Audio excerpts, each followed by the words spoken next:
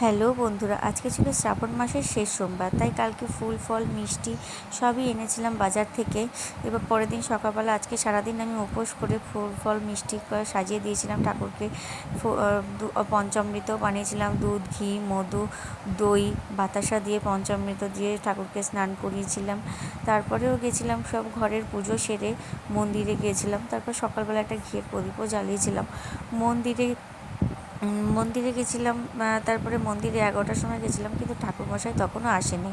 তাই ঠাকুরমশাইয়ের জন্য ওয়েট করছিলাম। ঠাকুরমশাই এলো 12টার সময়। তারপর ঠাকুরমশাইকে নিয়ে মন্দিরের পুজোটা সেরে ফেললাম। ঠাকুরমশাই আসাতে উনি পুজোটা করিয়ে দিলেন। তারপর ওখানে বাতাসা দিয়ে ফুল ফল মিষ্টি দিয়ে পুজো দিলাম। তারপরে ধূপকাঠি মোমবাতি জ্বালিয়ে ঘিয়ের প্রদীপ জ্বালিয়ে তারপরে তাড়াতাড়ি করে পুজোটা সেরে বাড়ি চলে এসেছি। রেস্ট নিতে না নিতেই সন্ধ্যা হয়ে গেছিলো।